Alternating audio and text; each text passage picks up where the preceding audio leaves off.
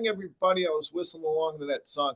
Good morning, everybody. Welcome to Capital Preservation Friday with Pax and Penny Lane Blayne, and welcome to the Place Your Trades Network. We are the network that focuses on trading daily options using CME Group event contracts to trade E-mini, S&P, NASDAQ, Dow, Russell 2000, gold, silver, euro, crude oil, natty gas, and copper. Today we have a great show for you. Actually, we do have a great show for you. I think the topic that we're going to talk about today has a lot of reverberating effects through a lot of traders. Today's broadcast is brought to you by Tradeovate, which has built a custom app dedicated to trading CME Group event contracts. This is what we're all using at Place Your Trades, and this is what it looks like. It's on the screen right now.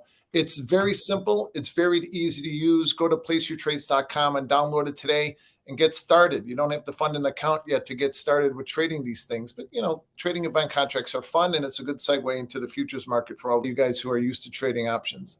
Anyway, happy Capital Preservation Friday, Blayne. How was your week this week? My week, I had a tough week, but I'm here and feeling good. So yeah, this was a tough week, wasn't it? It was. I tweeted this morning about most of the movement in the indices had come outside of regular trading hours, outside of RTH, and that always bugged me. I'd wake up and we gap open, and it always drove me nuts because I felt like I don't like fading markets. So when we come out of the opening range, if I'm short, I feel like I'm fading a market, which is fine. It's just, I trade my process, not my opinion. But then this sort of kind of quiet, dead trading during the day with the movement overnight makes me want to start chasing and start trying to create something that just isn't there. And that becomes very, very dangerous for me. I can lose a lot of money in a market that isn't going anywhere. Totally. And I love to be short. I love it. But I was short. Basically what happened to me every day this week is I was like short off the opening range, lost money, was red, and then had to like force myself to walk away in the middle of the day, come back at 2:30, which is when all the volume came back in. And then I had to get long and try to get back green. And it's just like, by yesterday, I was like, what the hell are you doing? Like, you have recognized this pattern. Wait until 2:30 to trade, you idiot. But I'm like, oh, but I'm a trader. Whew, frustrated. I don't know if you expected all of that from me, but this market this week was frustrating. No, I didn't expect that from you. Certainly didn't expect it from me because I did the same shit. I mean, no, of course. Well, and we've seen that all week long is that buying would come in at 2:30 Eastern, about Chase. Though I think what is important in what you said is that you would come back taking trades to get green. And that's dangerous. Chasing money, even if it's just a little bit of money, but coming back and taking those extra trades to try to get green would be trading our P&L. I need to be mindful of my P&L, but I don't want to trade my P&L. If the market, I've got to be satisfied with whatever the market gave me. If the market, like last week, price action was great. I had a great week trading. This week, nothing. But I'm just as satisfied with the expenses that I've had this week because I've kept them small and I traded my plan. I missed the upside, but I didn't chase it. I'm satisfied with what the market gave me this week. And that puts me in a position to be able to take advantage of the price action when it does start to have a little bit more momentum and it does start to fit my style and my process, my method of trading. This stuff isn't it. And I cannot chase what I think is missed opportunity or, opportunity that I missed. I can't chase money that I spent in the markets. Remember, I don't lose money. I spend money. I can't take a trade based on that. I want to trade the price action as it is, and I want to trade to make money, not to be right. What have you decided about your daily goal? Well, I don't know, Pax. I'm just kind of confused about sort of what I want to do. As I said, I think I've got 2 accounts and I just have not been trading really at my best. I've been kind of off kilter ever since the trading on tilt situation and really need to find my footing again and also find the joy of trading again, because right now it doesn't feel joyful to me, that's kind of silly because it's like trading isn't really supposed to be joyful. Like the saying is trading should be boring. But right now it's not boring. It's not joyful. It's just painful. And I'm kind of like obsessing over it because knowing that you're quote unquote good at something and not doing that something well, you know, I have been like both blessed and cursed by my entire life. I have just been kind of like naturally good at things, which I know is like so stupid to say, especially live on air. But like, there are so many things where I'm either naturally good at it or if I try hard enough, I can be good at it. Like math, I'm not naturally good at it, but I certainly did well in it just by trying. And this particular thing, it seems like the harder I try, the worse I do, which is so counterintuitive. And it's like torture in my head. I feel like I'm in like a solitary confinement Hmm. type thing. And it just doesn't, nothing about it right this second is feeling good in my head. And nobody can bring that joy back to me other than me, right? I have to figure out how to do that. Or I have to figure out if the pain is worth me continuing to trade. Like if I can't find the joy, regardless of the potential upside, is this something that I really want to put myself through? And those are like huge, huge life questions for me because I've dedicated so much time and, so much of my life to this. So anyway, I'm in a tough spot. I don't think trading. I don't know exactly what you mean by joy. That might be a good blog post for the intermediate trader, defining that. But trading shouldn't feel like work. At least in my mind, it should be. Every day should feel like we're cheating life. I'm grateful to be here. I'm blessed to have this job. I'm blessed to have chosen it, or it having chose me the day I walked onto the CME trading floor. I knew that this is what I wanted to do. But when it starts to feel cumbersome, when it starts to feel like work, then I need to recalibrate and change some things in my life. I don't have any real choices at this point of my life. I'm 54 years old. This is what I've chosen to do. This is what I'm good at. And when it starts to feel cumbersome and it starts to feel like work to me, trading, then I have to recalibrate things. I need to find a way to make every day feel like vacation in my life. My brothers tease me because they think I'm retired. I'm not retired. I work my ass off. They just don't see it that way because I spend so much time during the day golfing or doing other things, working out or going to, doing other things other than sitting in front of my screens trading. I spend more time talking to the traders in the PAX group than I do actively trading these markets. Every day should feel like a vacation. You had a really good trading week last week, didn't you? Mm-hmm. P&L wise. Mm-hmm. How did that feel to you? Did that feel like work? Did it feel joyless to be able to have a plan and to execute that plan? So, even more honesty here. I can't even believe this, but I've got the two accounts. And the larger account, I don't take any money out of that account. I leave all of that money in. And then my personal account, which I almost had to over PDT, what I mean, like my personal trading account is like almost gone. That was my whole trading on tilt situation. That's like $25,000 that I have lost this year in that account. And now it is so small that I feel like I can't really do anything with it. Right. It's not like the long-term account where I have the ability to make the trades that I want to do and the moves that I want to do. And that is frustrating. I mean, I am so angry at myself for losing all of that money in my trading account that it's paralyzing. Right. And it's like, you were almost there. And I worked for so long to get there. I mean, what do you mean by you're almost there? What does that mean? Oh, So the number one goal of mine was to get above PDT, above the 25,000. And I was at like Yeah.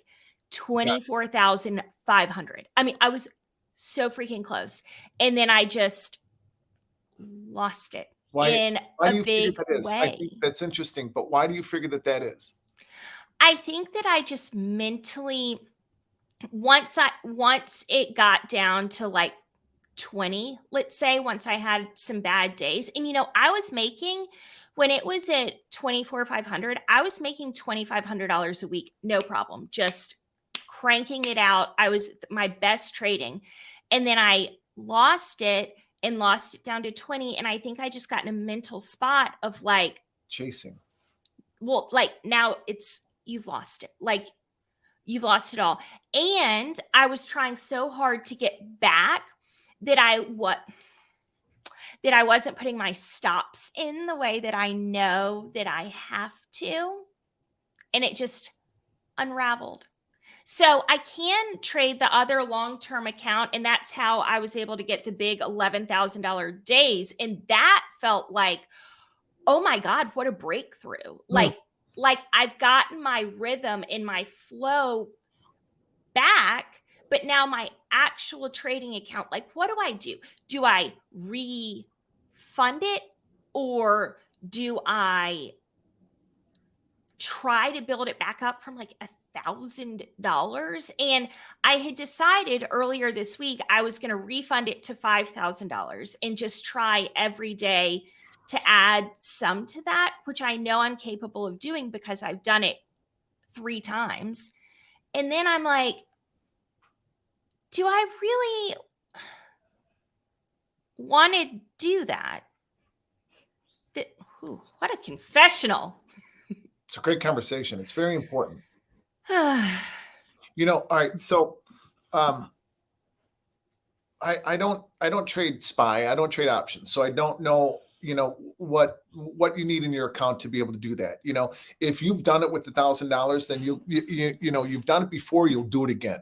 You getting into the flow and the rhythm of the market last week, and really, in your longer term account, your bigger account, really, really hammering it in there, was a form and function of your mindset, your execution, your technical awareness, and the ability to be able to give yourself some breathing room. I don't mean breathing room in the market, but just breathing room to take the pressure off. You don't have the pressure to perform.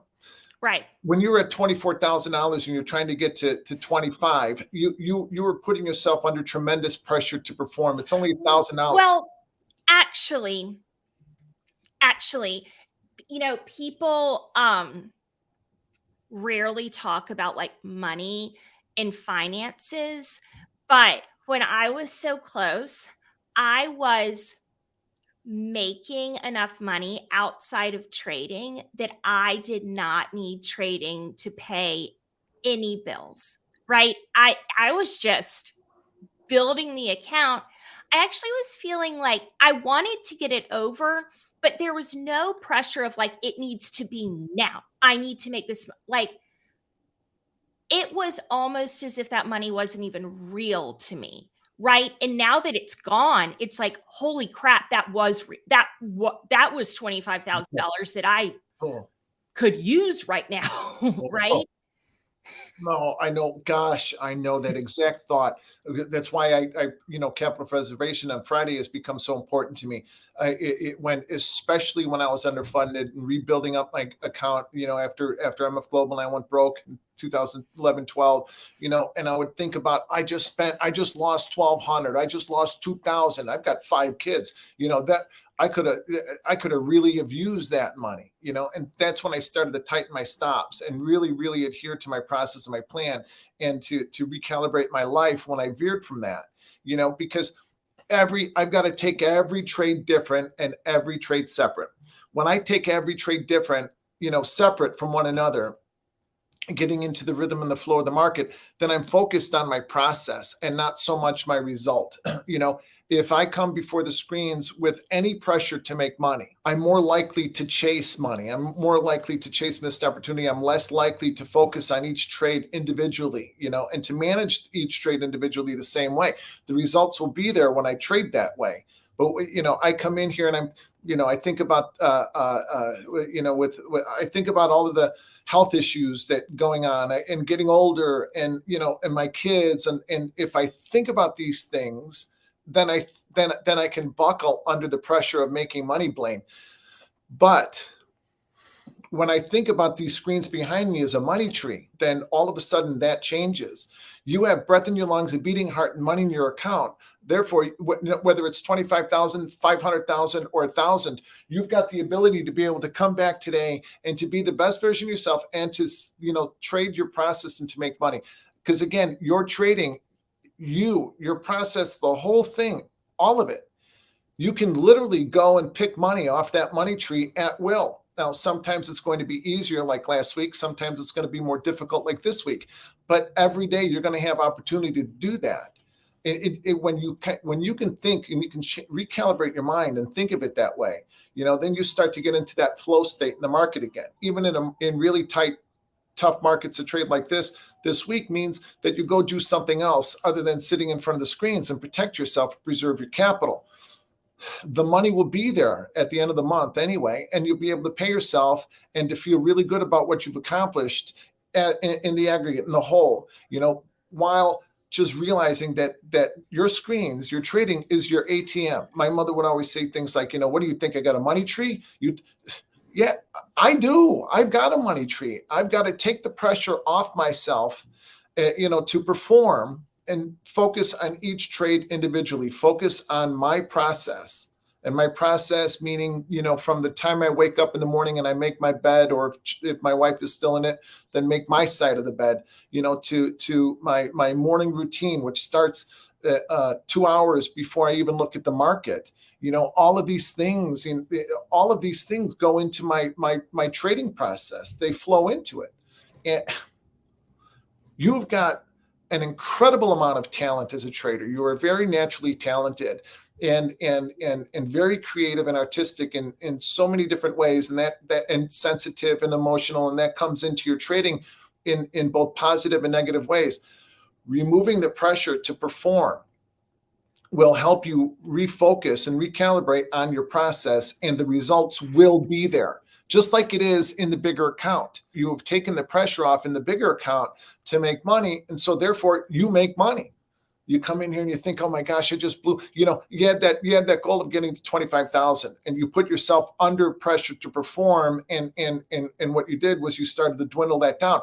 Then you got down to 20,000. Well, now I've got to start trading bigger, widen my stops, taking more risk. And now that 20 grand is down to 15, now you're still chasing. You're chasing goals, you're chasing money, you're chasing missed opportunity, you're chasing, and nothing good happens when we chase. Then now you're down to 1,000, you recalibrate, you get back in the game again. So by the end of the month, you've got that 25 grand in your account. You're able to achieve those goals and at the same time pay yourself and properly fund your tax account. All of these things will just continue to build on one another, and you build positive momentum that nobody can stop. Nobody and nothing can stop. When you start to feel like it's work and you start to feel cumbersome, then you take a day or two off and you just spend it finding a way to get back into the flow of life, the rhythm and the flow of life. And trading becomes much simpler and life becomes much simpler. I think the thought of starting with $1,000 and building it to $25,000 is so overwhelming that I'm exhausted. But don't let it be. It's a challenge.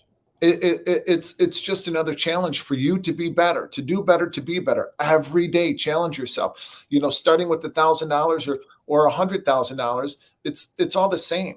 The $1,000 in your trading account is not risk capital. I'm not willing to lose that money. That it's just inventory. The money in your trading account is simply inventory. That's what you need in your account to be able to trade. That trading then, plan and the process gives you the ability to be able to make money every single day. 100,000 or 1,000 doesn't matter. All it is just a function of size. With 100 grand, you're able to trade bigger. With 1,000, you trade smaller. You trade in incremental steps. You take the process, you take the pressure off and focus on your process. Take each trade individually, and you'll be fine. You'll be great. That account will be 5,000 by the end of the week. It'll be 10,000 at the end of 2 weeks. And then you'll catch that really big day where you make 3,000 or 4,000 in it. You'll be at 25,000 before you know it. Eat one trade at a time, literally one trade at a time. You can't focus on taking the account from 1,000 to 25,000. All you can focus on is that you've got this $1,000 in your account. You've got the ability to trade. Let's focus on the next trade. That next trade works out. You build on that. You keep going with that. And then before you know it, you're back to where you wanted to be in the first place. And, you've got a great story to be able to tell to everybody around you, to all of the traders that follow you on Twitter that are struggling. You've got a great story to share. I did this 3 or 4 or 5 times. I took $1,000 account and I turned it into 25. I turned it into 100. I turned it into $1 million. I turned it into 5, 10 million. You'll have a great story to tell because you didn't give up on yourself. You recalibrated and you figured out every single day how to keep building your career, your trading career, one brick at a time, one trade at a time. And that freedom then gives you the ability to be able to focus on your sneakers, gives you the ability to be able to focus on your art, gives you the ability to focus on the podcast, on all kinds of, all of that pales in comparison to focusing on your kids. All of these things, right? Everything I do for my family. Everything I do for my family, and everything I do is meant to make me a better trader. Even when I'm out eating 14 pounds of sushi with my 16-year-old daughter, everything I do, working out, running, sleeping on time, going to bed early, waking up early, that's all meant to make me the best version of myself so I can be the best father, husband, trader, friend, mentor, brother, that I can possibly be. Focus on one trade at a time every single day, and I'll be okay. Yeah. So will you. I hope so. You will. Let's talk about the markets a little bit before. Yes. Today is one of my least favorite days to trade. If I go in at the end of the month, end of quarter, if I go in with that attitude, then normally I'm going to have a really good trading day. End of the month, end of quarter has a lot of different patterns to it. In a bull market, they can dress the market up in the morning, mark it up and continue to mark it up so that and I think that we've seen a lot of that this week, marking the market up to be able to send out their as high as they can so that the funds and everybody can, statements come out, mutual funds, everything comes out positive. But often what happens from a trader standpoint is that late in the day, the buying kind of dries up and some selling comes in, so from a trader standpoint, we could have a nice rally and then a nice break. But one thing that we're not going to do is we are not going to fade whatever the market does late. So if we come out of the gate, we start to rally, and then later on we start to break, we're not going to fade that and start buying breaks. We're not going to start selling rallies. We're going to trade the price action from target to target like ladder runs, whether we're talking about in the S&P, we're talking about 40.78 or 40.99 or 40.42 on the downside, 40.42, 40.78, 40.99, above 40.99, 41.35 to 41, and then 41.87. Whatever prices we're talking about, the market moves like ladder runs, up, down, and we're not going to fade it. We're going to trade the price action as it is, not as we want it to be. And to be careful at the end of the month, end of quarter is very important because it can be dangerous, especially if you get caught focusing on the money and not focusing on your process, not focusing on the market as it is, one trade at a time. Let's make some picks. Let's do it. Great conversation, Blayne. I'm so proud of you. I'm not really proud of myself right now, so I appreciate that. Why do you say that? I couldn't be more proud of you. I couldn't be more proud to know you. I couldn't be more proud to be part of your journey. This is a difficult time, no doubt. But this is where this right here is where you find your soul as a trader. It's surviving not only surviving these downturns, but also learning how to thrive through them. This is where you find your soul, man, and you dig deep. It's not fun. It isn't easy, but you do it one trade at a time, and it leads to all kinds of great shit. It leads to all kinds of fun, and it leads to all kinds of easiness. Wow. I know we only have 4 minutes left. I think I'm particularly upset this morning because somebody on Twitter called me a liar.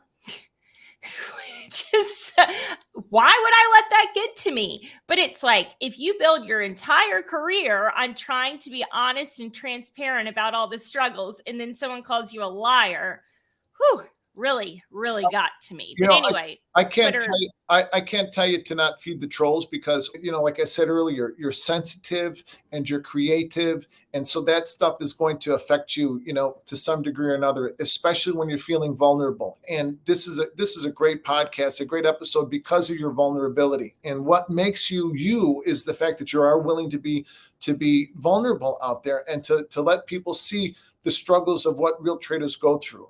So if somebody can't appreciate that, that's not something that you can do anything about, other than just continue to be yourself and continue to do the things that you're doing and focus on what is in front of you and not all of this other peripheral stuff. What I think is we are going to rally in the morning and then we are going to break in the afternoon, especially because all week long we've rallied. The buying has come in late, later in the day, right? 2:30 Eastern, 1:30 my time. We have found some more buying. We filled the gap yesterday in the S&P at 40.61, and then we came back up into yesterday's opening range at 83.86. So I have really no feel, and I didn't make any picks this week in the event contracts because I just didn't have any real feel for what the market was going to do. But I would take the nose today underneath 40.70. They're cheap. And I think that the market could rally and then start to tail off in the afternoon and then increase that selling from a trader standpoint. Now, I'm not going to get married to them either. I'll trade out of them as long as the market gives me the ability to, or I'll add to them later on at a better price if the market does rally. Now, if we stay above today's opening range and we achieve that 40.99 goal and we stay above 40.99, then I'm going to trade out of those and I'm going to take the yeses above 41.20 or maybe even into 41.30. But those are cheap too. This is an interesting trading day, and there could be really nice back and forth vol to trade without any real trend movement. Anthony thinks there's going to be a late day rally because it's the end of the month. Mm-hmm. Right, which we normally do. But what I'm thinking is that this week we've seen that. We've had these late day rallies. We've had the late day rally, and if that buying dries up later on this afternoon, then they'll sell off pretty hard. Hey guys, put in the comments who you think is right, Anthony or Pax. And we'll see later in the day what happens. All right, so Pax is end of the day sell off, Anthony is end of the day rally. This is going to be so much fun. Oh, you ball buster, that's so mean. Oh, I'm so excited. That just really turned my day around. I love a contest. Ha! All right, I'll take the nose under 40.70. Now that makes me double down. I'm going to turn around and start selling this shit at 40.99 and get short. See what we can do. I'm gonna go with Anthony only because last time he called this, it happened in a big way. Yeah, it did. No offense, Pax. I love you. I know. I'm not a good predictor of markets. I'm a good trader of price action, but not a very good predictor of markets. My opinions don't normally come to fruition, but I do know how to trade against my opinions and trade the price.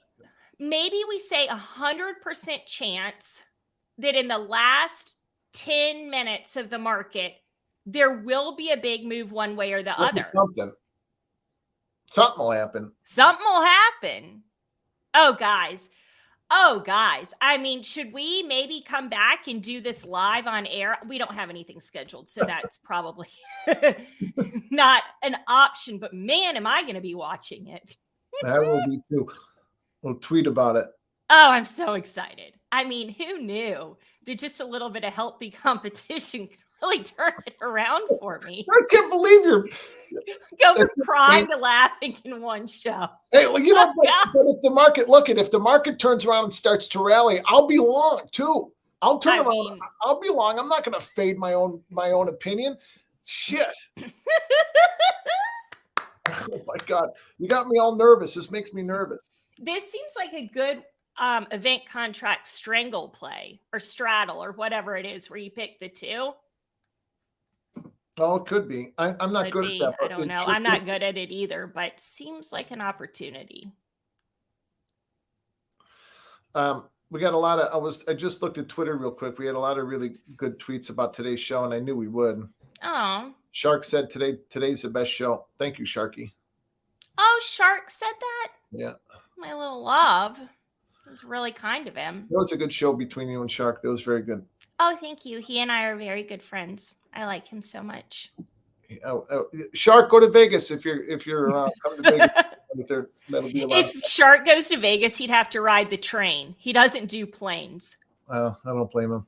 All right, I got to get to work. The markets are open. Have a great weekend. I'm so again, I mean it. I'm so very proud of you. And don't worry about what the negative Nellies will say on Twitter. You know, you're building your career. You're doing it for you because it's a natural, extension of who you are. So keep doing it. And it's not easy. And I get it. I've been there. With my back against the wall more than a few times. But that's where you find your soul as a trader. And I think you're finding it. Love you, Pax. Thank Love you you, for everything. Love you, kiddo. Have a great weekend.